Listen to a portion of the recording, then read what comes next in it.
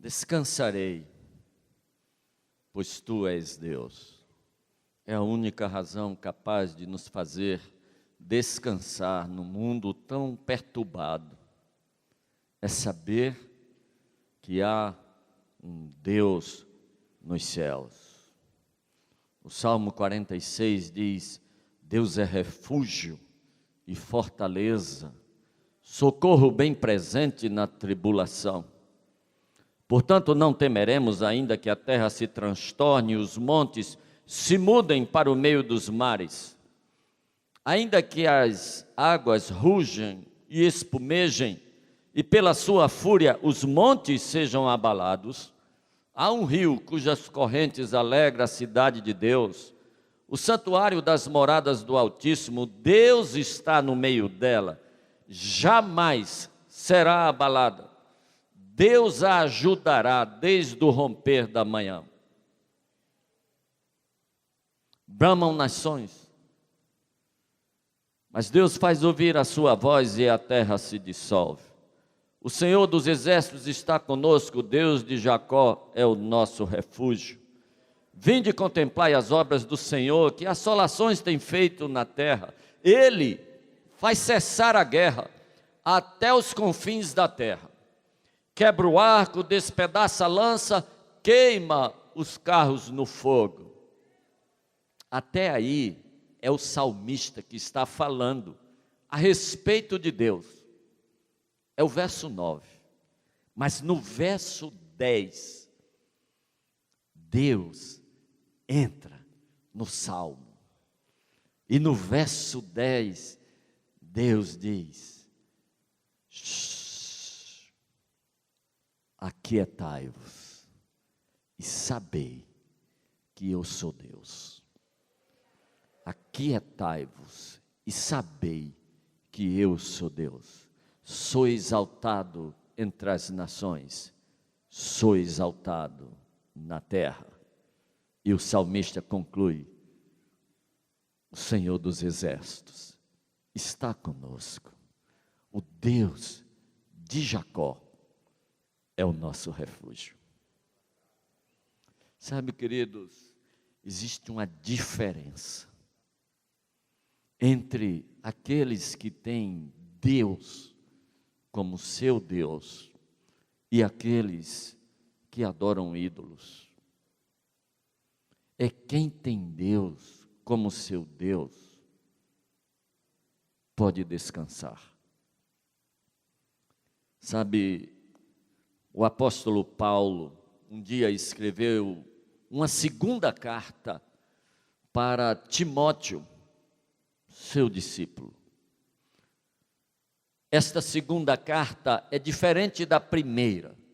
Na primeira carta, Paulo estava preso na cidade de Roma, na sua própria casa, com toda a liberdade para pregar livremente e receber quem ele bem quisesse. Mas na segunda carta que Paulo escreve, Paulo está no cárcere.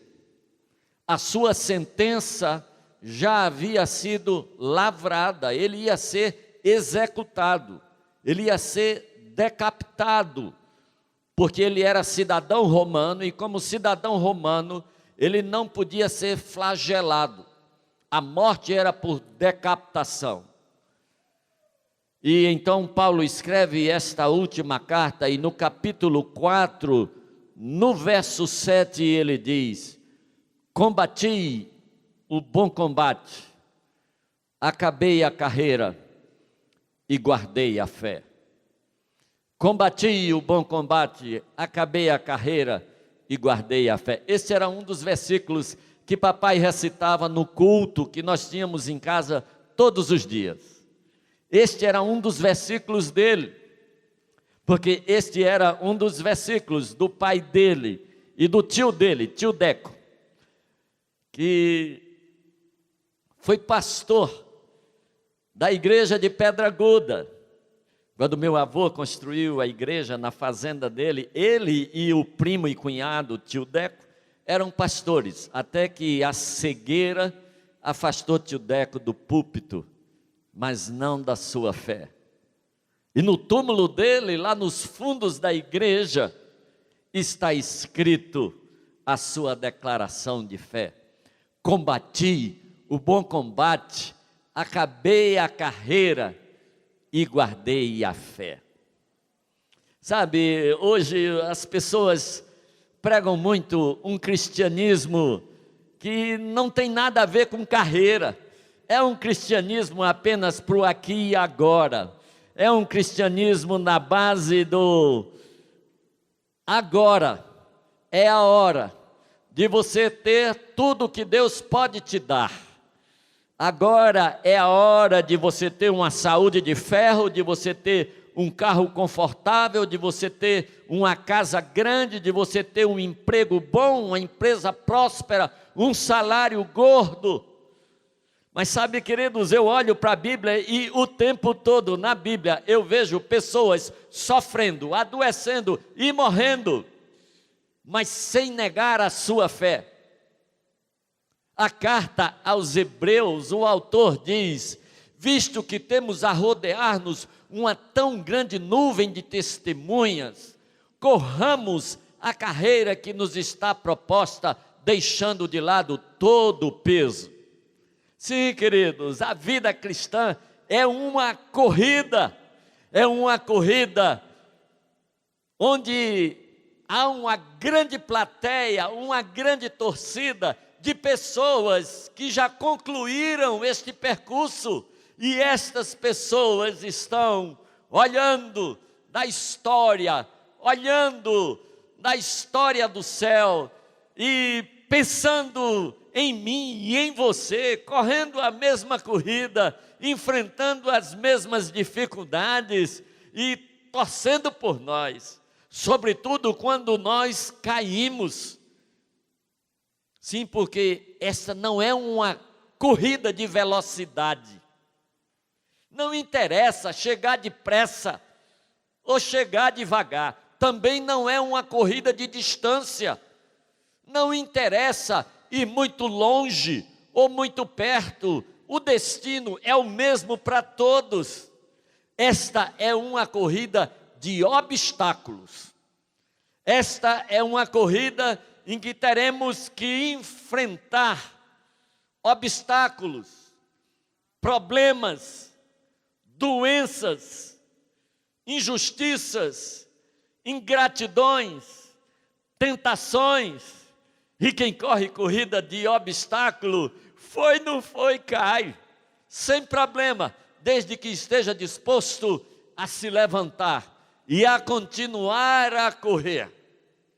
É porque existem estes obstáculos que nesta corrida existe também pit stop, onde a gente pode renovar as forças, onde a gente pode beber uma água, onde a gente pode descansar por um tempo.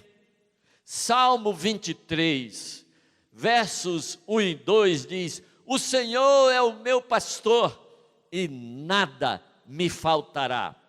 Deitar-me faz em verdes pastos e guia-me mansamente às águas tranquilas.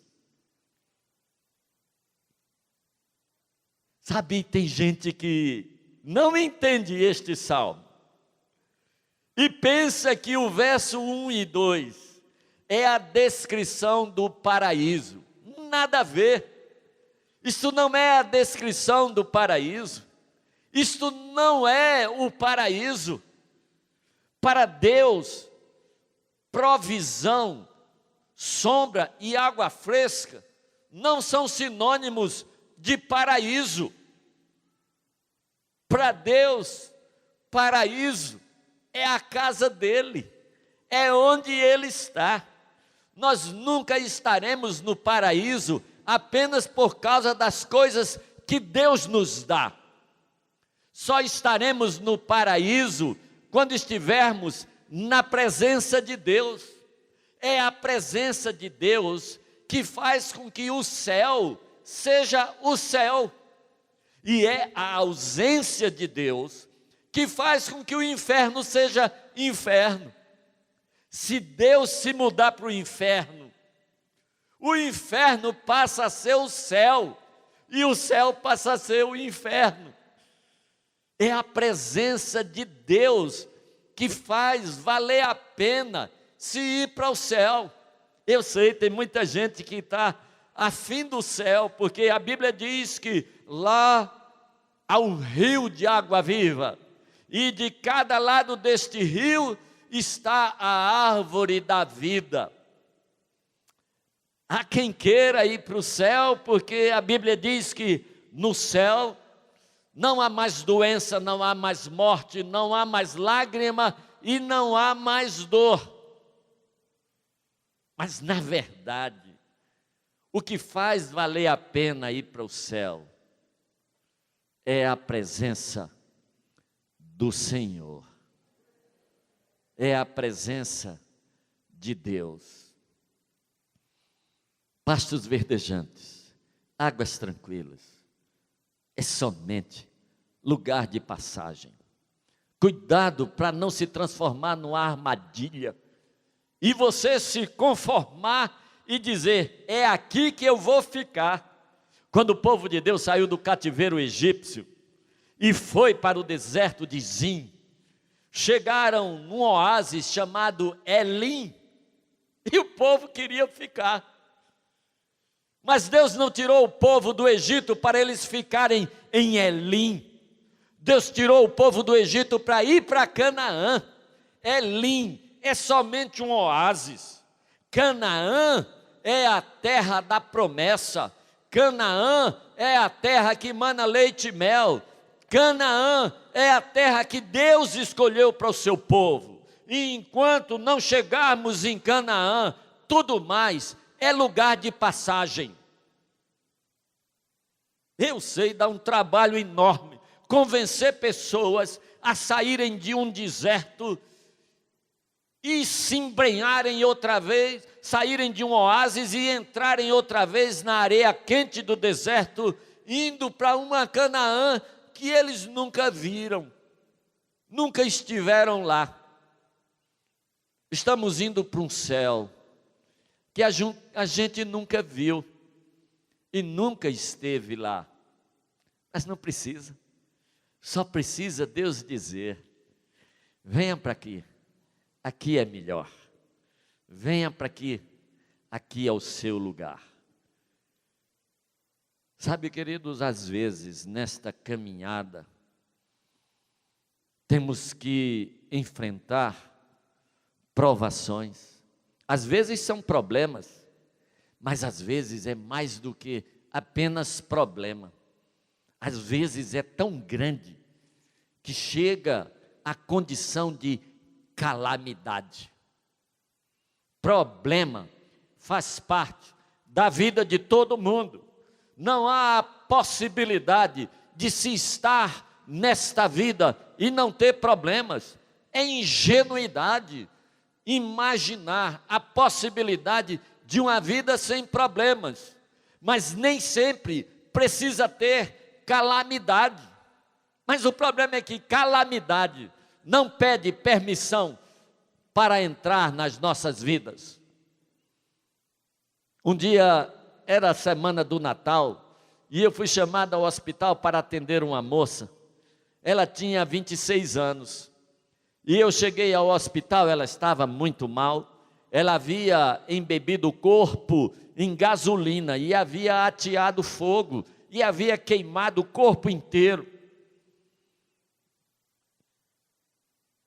E pouco antes de eu fazer uma cirurgia nela, uma traqueostomia, para que ela pudesse ficar respirando, porque ela ia parar, eu perguntei, minha filha, por que você fez isto? Ela disse, porque a minha vida virou um inferno. Como é que uma pessoa de 26 anos, a vida vira inferno? É que o inferno não respeita a idade, não respeita a conta bancária, não respeita a beleza, não respeita a fama, não respeita sucesso. Quando a calamidade chega, ainda assim, podemos continuar a correr, mas na hora da calamidade, é hora de parar. E Deus tem um lugar especial para nós ficarmos enquanto a calamidade passa. O Salmo 57 diz assim: em ti, Senhor, me refugio, até que passe a calamidade.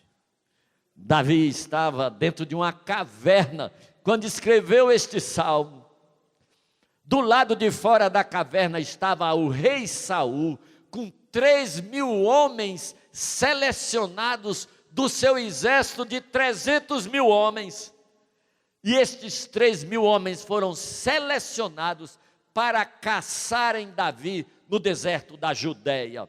E Davi está dentro de uma caverna, e do lado de fora está Saul e seus 3.000 soldados. E dentro da caverna, Davi compõe este salmo. Ele diz: estou cercado de leões, cujos dentes são lanças afiadas. Eram os soldados que estavam do lado de fora. Mas Davi diz: vou ficar aqui, Senhor. Vou ficar aqui, escondido em ti, até que a calamidade passe. Sabe, nessa corrida, às vezes tem calamidade, mas Deus também é refúgio para as horas de calamidade. Nosso destino está no verso 6. No verso 6 do Salmo 23. Nosso destino é a casa do Pai. E diz: habitarei na casa do Senhor por longos dias. Eu não gosto dessa versão, não.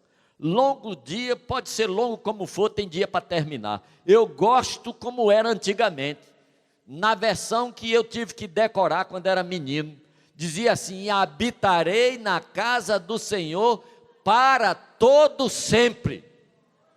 Esse é o jeito em que nós vamos habitar na casa de Deus. Quando nós chegarmos lá, de lá não sairemos jamais. Chegaremos lá.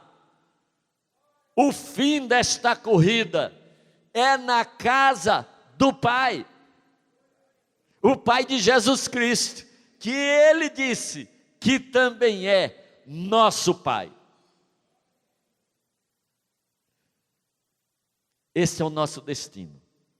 Enquanto não chegarmos na casa do Pai, tem chão para andar. O problema é que antes do verso 6 tem o verso 4. E o verso 4 as pessoas não gostam. Porque o verso 4 fala do vale da sombra da morte. Hoje pela manhã, quando eu preguei esse sermão, quando eu terminei, minha irmã disse: ih, pastor, não gostei não, o senhor falou muito de morte. Digo: não, minha irmã, eu falei exatamente para você parar de ter medo da morte. Porque não há mais razão para você ter medo da morte. Desde há 2.000 anos atrás, quase, quando Jesus Cristo deixou vazio o túmulo de José de Arimateia, que ele ocupara por empréstimo durante 3 dias, desde aquele dia em que Jesus Cristo derrotou a morte, ficou a garantia de que o nosso túmulo também ficará vazio. Vamos usá-lo por empréstimo, por um tempo. Portanto, não gaste muito dinheiro nele não. Vai chegar o dia em que ele vai ficar vazio, porque Jesus Cristo disse: eu ressuscitei, e porque eu ressuscitei, eu vou ressuscitar vocês também, e vou levar vocês para que onde eu estiver, vocês estejam comigo por toda a eternidade. Quer saber onde você vai passar a eternidade? Eu pergunto, me diga primeiro, com quem você está correndo esta corrida. Se você me disser que está correndo sozinho, se você me disser que está correndo com uma religião, está correndo com a sorte, então, querido, nem me pergunte, porque eu não quero nem te dizer. Mas se você me diz que está correndo ao lado de Jesus Cristo, eu te digo, o ponto de chegada é na casa do Pai. O vale da sombra da morte é somente o portão do jardim da casa de papai. Sim, queridos, é lugar de passagem. Ninguém fica parado nesse portão. É só um lugar de passagem. É por isso que o Salmo 116, verso 15, diz assim: preciosa é aos olhos do Senhor a morte dos seus santos. Engraçado, não diz em canto nenhum que preciosa é a vida. É porque o dia que a gente nasce é o dia que começa essa corrida. Corrida onde não vão faltar lágrimas, corrida onde não vai faltar dor, corrida onde não vão faltar noites sem dormir, corrida onde não vão faltar desencantos, desilusões, decepções, frustrações. Mas o dia da nossa morte é o dia da nossa chegada em casa, na casa do nosso Pai, para de lá nunca sairmos.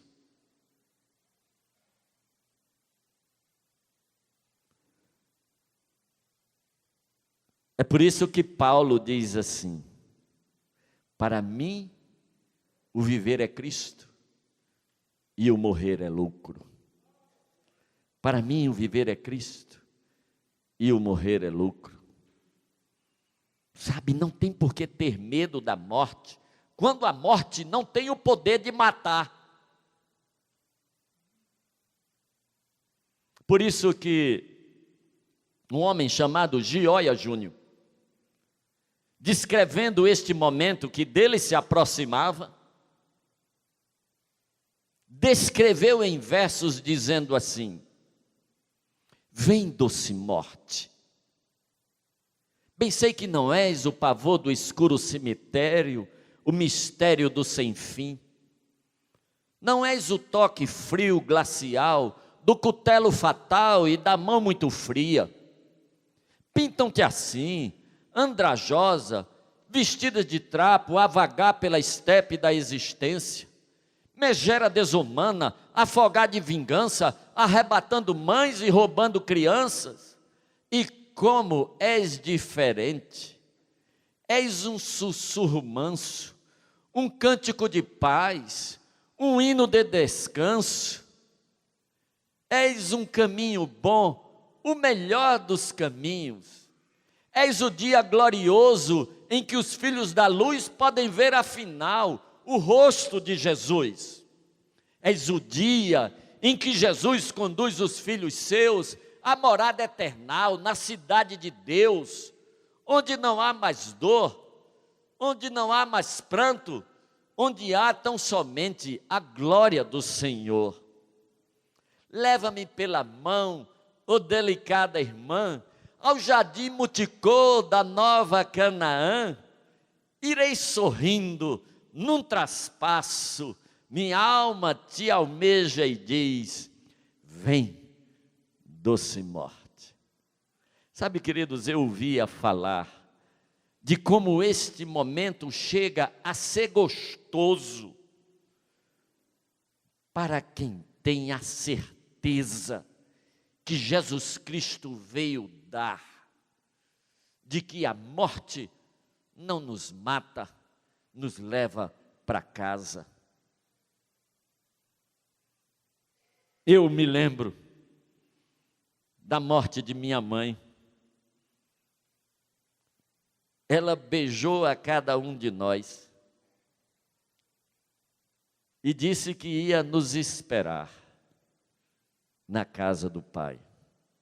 Ficamos em volta da sua cama, esperamos mais umas 2 horas e o Pai a levou para casa. Meu sogro, quando teve uma parada cardíaca e depois foi colocado para bater, ressuscitado, ele me disse: Carlos Alberto, é uma sensação de paz tão grande que não tem como descrever. E aí no dia 31 de dezembro do ano 2003, eu estava no Hospital da Beneficência Portuguesa, era o dia da minha alta, e então ocorreu uma hemorragia aqui dentro.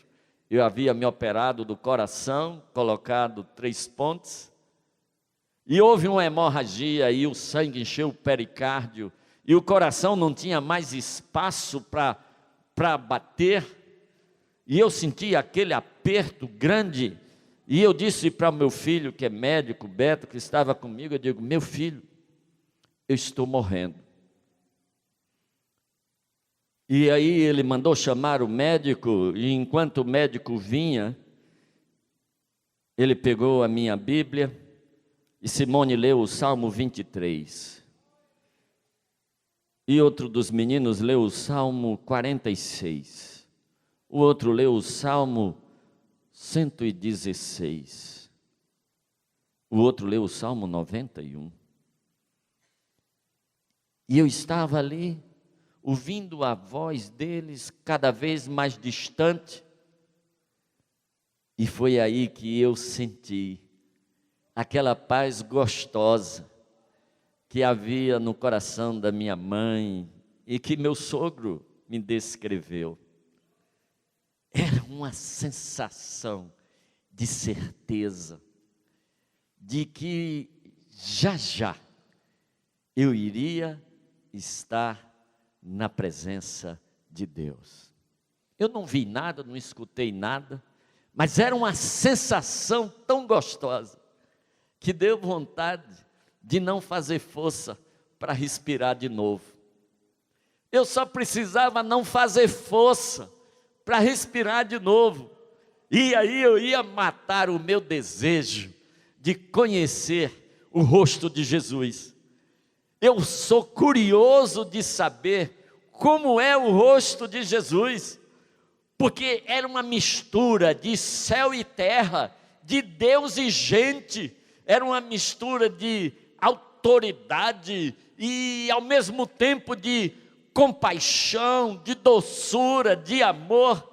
E eu queria saber como era o aperto do abraço dele.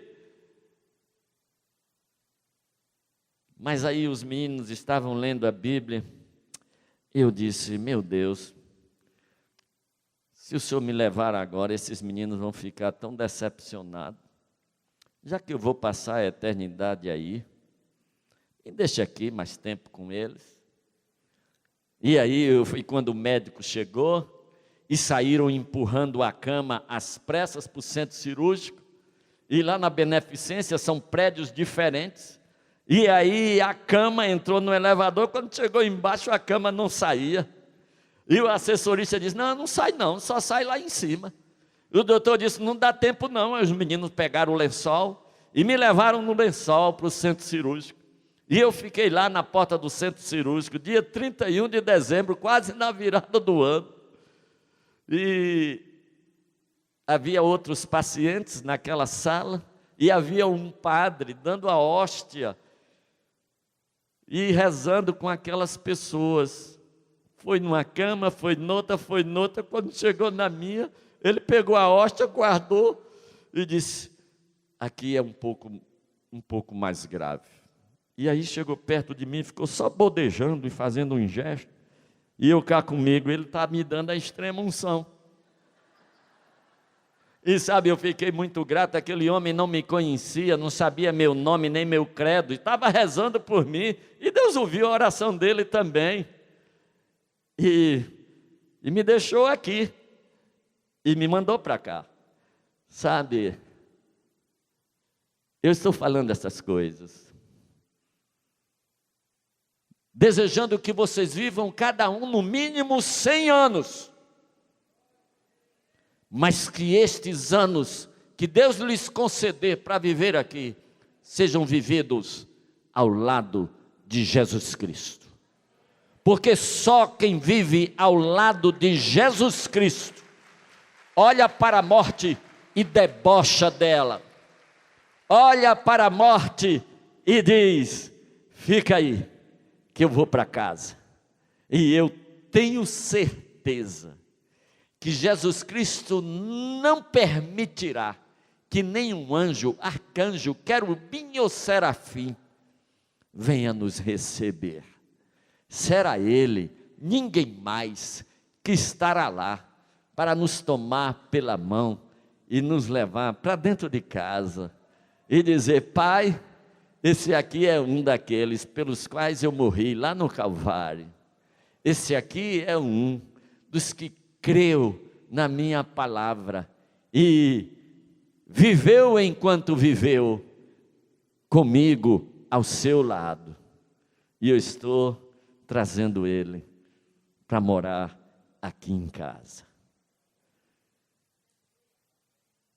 Sabe, queridos, só quem crê num Deus assim, só quem anda com um Jesus assim, pode ter paz. O salmista diz, aquele que habita no esconderijo do Altíssimo, à sombra do Deus onipotente descansará. Direi do Senhor, tu és o meu refúgio, a minha fortaleza, em quem confiarei. Pois ele me livrará do laço do passarinheiro e da peste perniciosa. Ele me cobrirá com as suas penas, e debaixo das suas asas eu estarei seguro. A sua verdade é pavês e escudo. Portanto, não temeremos o terror noturno, nem a seta que voa de dia, nem a peste que se propaga na escuridão da noite, e nem a mortandade que assola ao meio-dia. Caiam 1000 ao teu lado, 10.000 à tua direita, e tu não serás atingido, somente com os teus olhos olharás, e verás a recompensa dos ímpios, porque disseste, o Senhor é o meu refúgio, e fizeste do Altíssimo a tua morada, portanto, mal nenhum te acometerá, nem praga alguma chegará à tua tenda, porque o Senhor dará ordem aos seus anjos a teu respeito, para te guardarem em todos os teus caminhos. Eles te sustentarão nas mãos, para que não tropeces com o pé em nenhuma pedra. Pisarás o leão e a áspide, calcarás aos pés o filho do leão e a serpente.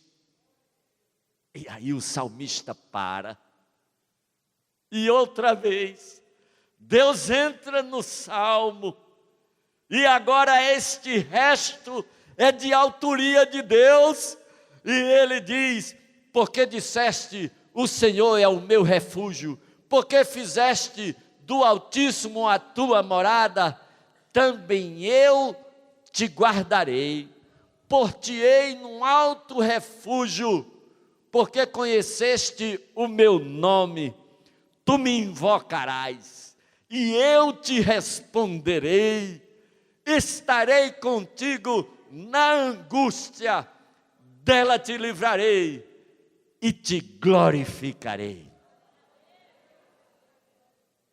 Mas isto é para quem habita no esconderijo do Altíssimo.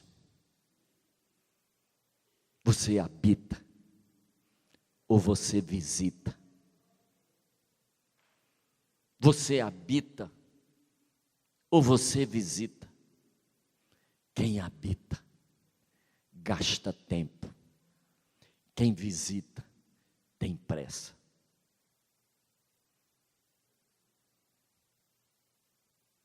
O Altíssimo está te esperando. Durante essa travessia, Ele está te esperando. Para refrigério da tua alma, nos pastos verdejantes e nas águas tranquilas. Ele está te esperando para te proteger enquanto a calamidade passa. Ele está te esperando para segurar a tua mão quando você tiver que atravessar o vale da sombra da morte, seja quando for. Ele está te esperando para você morar com Ele para todo o sempre. Deus te abençoe. Amém.